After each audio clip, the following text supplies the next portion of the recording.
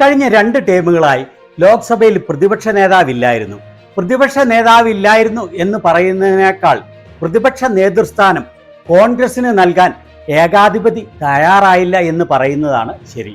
പ്രതിപക്ഷ നേതൃസ്ഥാനം 10% എംപിമാർ ഉള്ള പാർട്ടിക്ക് എന്നാണ് വയ്പ്. പക്ഷേ 10% എംപിമാർ ഇല്ലെങ്കിൽ ഏറ്റവും കൂടുതൽ എംപിമാർ ഉള്ള പ്രതിപക്ഷ പാർട്ടിക്ക് നൽകുന്നതായിരുന്നു ജനാധിപത്യ ഇന്ത്യയിലെ കീഴ്വഴക്കം. പക്ഷേ ഇപ്രാവശ്യം ഏകാധിപത്യം നടപ്പില്ല എന്ന് ജനം പറഞ്ഞു. വിവേകം നശിക്കാത്ത വലിയൊരു വിഭാഗം പൊതുജനം വലിയ തിരിച്ചടിയാണ് മോദിക്ക് നൽകിയത്. കഴിഞ്ഞ 2 പ്രാവശ്യങ്ങളിലായി മോദിയുടെ കുപ്രചാരണങ്ങളിൽ വീണ ജനത ഇപ്രാവശ്യം കോൺഗ്രസിന് ഇരട്ടിയോളം സീറ്റുകൾ നൽകി. അതോടെ ലോക്സഭയിലെ പ്രതിപക്ഷ നേതൃസ്ഥാനം മോദിയുടെ കളികൾക്ക് അപ്പുറത്തായി. ഇപ്പോൾ രാഹുൽ ഗാന്ധിയെ ലോക്സഭയിലെ പ്രതിപക്ഷ നേതാവായി ഔദ്യോഗികമായി പ്രഖ്യാപിച്ചിരിക്കുന്നു. കോൺഗ്രസ് പാർലമെന്ററി പാർട്ടി നേതാവ് സോണിയാഗാന്ധി പ്രോടൈം സ്പീക്കർ ഭർതൃഹരിക്ക് രാഹുൽ ഗാന്ധിയെ പ്രതിപക്ഷ നേതാവായി നിയമിച്ചതായി കത്തെഴുതി. ഇത് പ്രഖ്യാപിച്ചുകൊണ്ടുള്ള KC വേണുഗോപാലിന്റെ പത്രസമ്മേളനം ഇതാ. Honorable CPP Chairperson wrote a letter to the Pro-Time Speaker Bhartrihari Mahtab informing the decision of appointment of Rahul Gandhi as the leader of opposition in the Lok Sabha. വളരെയേറെ കോൺഗ്രസ് നേതാക്കളും മറ്റ് പ്രതിപക്ഷ നേതാക്കളും മോദിയുടെ ബിസ്ക്കറ്റ് തീനികളല്ലാത്ത പത്രപ്രവർത്തകരും രാഹുൽ ഗാന്ധിക്ക് അഭിനന്ദനം അറിയിച്ചു.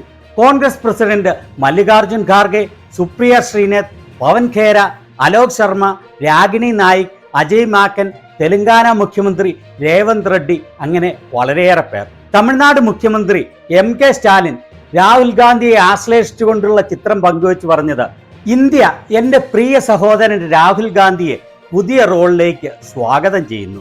ജനസഭയിൽ അദ്ദേഹത്തിന്റെ ശബ്ദം ശക്തമായി മുഴങ്ങട്ടെ എന്നാണ്. എല്ലാ ജാതി മതത്തിലും പെട്ട ആളുകളെ ചേർത്തു നിർത്തിക്കൊണ്ടുള്ള രാഹുലിന്റെ ഒരു കാർട്ടൂൺ പങ്കുവെച്ചുകൊണ്ടാണ് കോൺഗ്രസ് നേതാവ് മാണിക്യം ടാഗോർ അഭിനന്ദിച്ചത്. ഇന്ത്യ ടുഡേയുടെ രാജ്ദീപ് സർദേശായി പറഞ്ഞത്, വളരെ നല്ല തീരുമാനം. കഴിഞ്ഞ കാലങ്ങളിൽ പാർലമെന്റിൽ ഉത്തരവാദിത്തങ്ങൾ ഏറ്റെടുക്കാനുള്ള രാഹുലിന്റെ വിമുഖതയെ ഞാൻ വിമർശിച്ചിരുന്നു. ഇപ്പോൾ മികച്ച പ്രതിപക്ഷ നേതാവായി പ്രവർത്തിച്ച് മുൻപിൽ നിന്ന് നയിക്കാനും അതോടൊപ്പം സഖ്യകക്ഷികളെ കൂടെ കൂട്ടി ബന്ധം മെച്ചപ്പെടുത്താനും കഴിയുമെന്ന് കാണിച്ചു കൊടുക്കണം.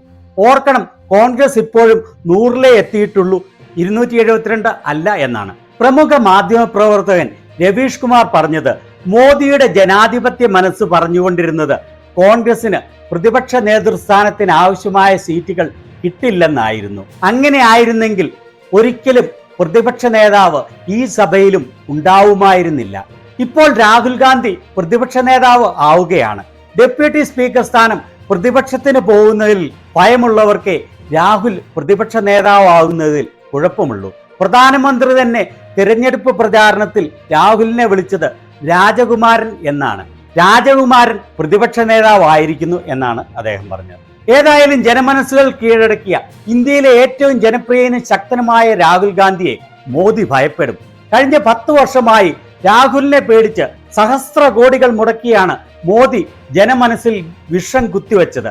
ആ രാഹുൽ പ്രതിപക്ഷ നേതാവായി കരുത്തോടെ മോദിയുടെ ദുർഭരണത്തെ വിരൽത്തുമ്പിൽ നിർത്തും. അതോടൊപ്പം വളരെ ശക്തമായ പ്രതിപക്ഷവും ഏതു നിമിഷം വീഴാവുന്ന എണ്ടിക്കൂട്ടവും മോദിയുടെ ചങ്കെടുപ്പ് കൂട്ടും എന്ന് ഉറപ്പാണ്. ഇതിനെക്കുറിച്ച് നിങ്ങളുടെ അഭിപ്രായം എന്താണ്?